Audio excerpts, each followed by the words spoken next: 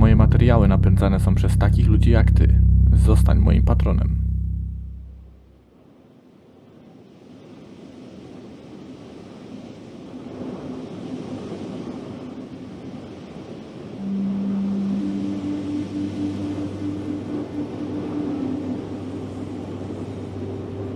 Powiedziałem kiedyś, że góry nie są dla mnie miejscem, gdzie po prostu podziwiam piękne widoki, ale przede wszystkim jest to miejsce, w którym odbieram najważniejsze lekcje w swoim życiu. Taka refleksja pojawiła się w mojej głowie po raz pierwszy po pokonaniu Orlej Perci. A raczej dopiero wtedy udało mi się sformułować w głowie to, co kłębiło się tam od pierwszego wyjścia w góry. Orlą Perć pokonałem bez użycia sztucznych ułatwień.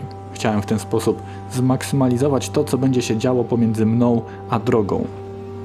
Lata różnych doświadczeń sprawiły, że byłem wystarczająco dobrze przygotowany, dzięki czemu jedyna pomoc, z której skorzystałem, to słynna drabinka w okolicach Koziej Przełęczy.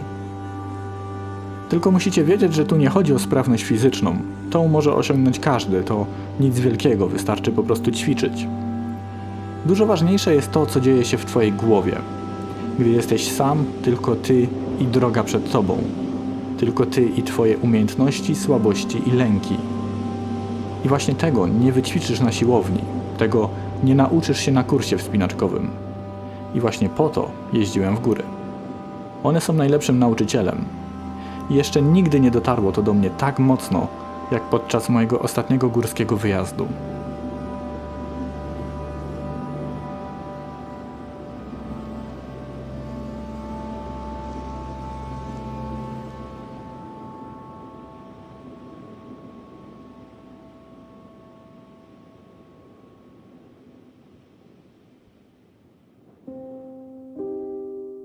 Nie jestem żadnym wielkim wspinaczem, po prostu chodzę po górach, czasem trochę trudniejszych niż te, na które wiodą szlaki turystyczne.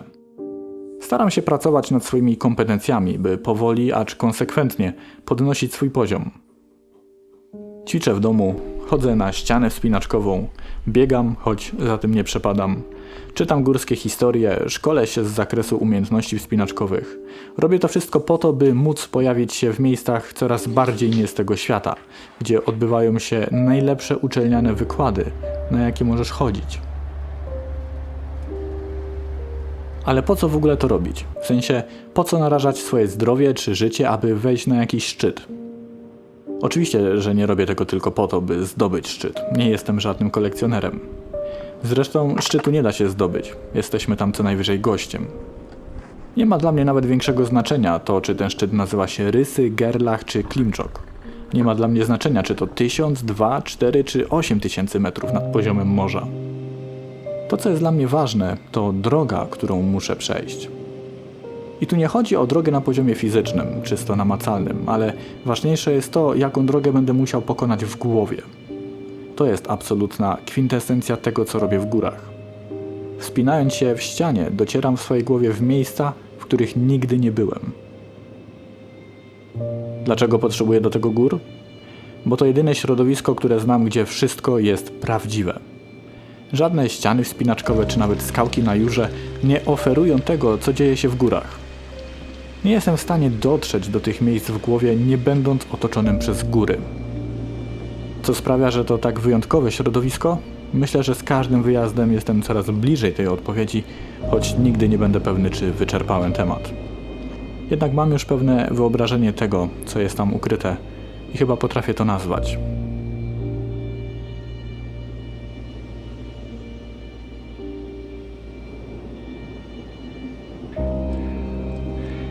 Jeśli będziesz dobrze szukać, to znajdziesz w górach potężne zwierciadło. Odbija to, co jest w ludziach ze zdwojoną siłą.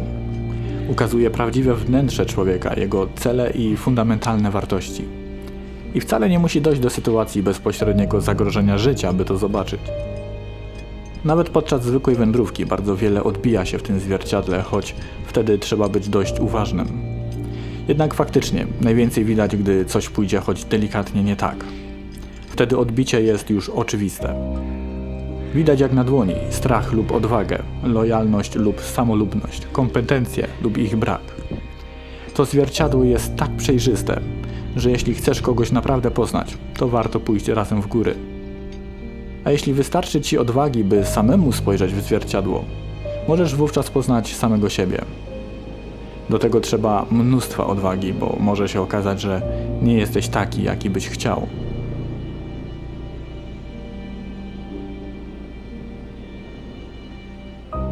Góry mają również zdolność do weryfikacji. Na nizinach ludzie mówią wiele rzeczy, oferują wsparcie, pomoc, sprawiają wrażenie uczciwych i godnych zaufania. Ale to tylko słowa, zupełnie nic nie znaczą. Są jak niezasadzone ziarna, a dopiero po owocach możecie ich poznać. I wystarczy jedna trudniejsza górska droga i wtedy wszystko jest weryfikowane. Wtedy dopiero okazuje się, czy nizinne zapewnienia i przemowy mają jakiekolwiek pokrycie w rzeczywistości. Bo nawet gdy ludzie chcą być tacy jak mówią, to wszystko sprowadza się do fundamentów. Jeśli brak jest silnych korzeni, wtedy byle zefir powala na ziemię wszystkie słabe drzewa. Góry zweryfikują także ciebie samego. Jeśli tylko będziesz chciał, to zobaczysz, jakie masz korzenie. To potrafi być bolesne, bo może się okazać, że ledwo stoisz na nogach.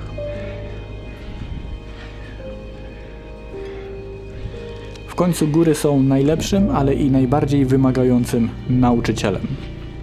Idąc na ten kierunek możesz wybrać się na jakiekolwiek zajęcia, jakie chcesz, ale na każdych zajęciach niemal od razu przystępujesz do egzaminu. Tutaj nie da się ściągać. Powiem nawet dosłownie. Możesz podpatrywać, jak inni radzą sobie na ścianie, ale co jeśli oni sami nie wiedzą, co robią? To jak ściąganie od klasowego nieuka.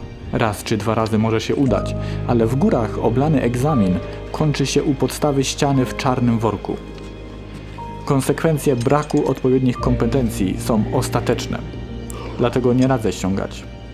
Jeśli czujesz, że nie jesteś gotowy na zajęcia, jeśli czujesz, że ta droga może być za trudna, musisz się wycofać. W górach to żadna zniewaga, powiem więcej. Umiejętność wycofania się to jeden z najważniejszych egzaminów do zdania.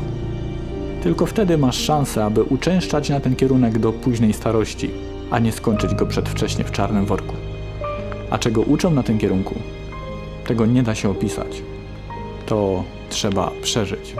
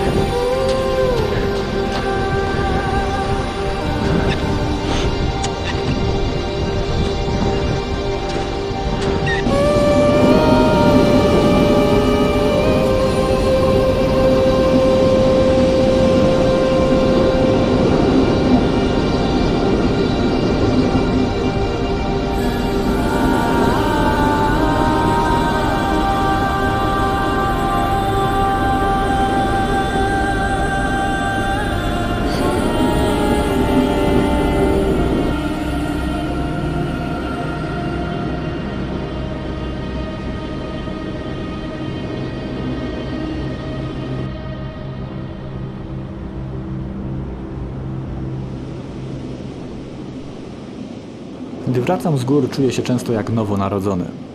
To jak odwiedziny u najlepszego przyjaciela, który zawsze wie, co powiedzieć. Pogadaliśmy, zwierzyłem się ze swoich problemów, a on zadał mi kilka pytań, które nakierowują mnie na właściwą drogę, dzięki czemu wracam odrobinę lepszy. Zawsze okazuje się też, że mam jeszcze sporo pracy nad sobą. I wiem, że ta droga nigdy nie będzie miała końca. Świat jest wielki i skomplikowany, a człowiek tajemniczy i niedoskonały. Nie da się wszystkiego zrozumieć za jednym zamachem. Ale na pewno możesz poznać samego siebie. Zadbać o swoje własne fundamenty.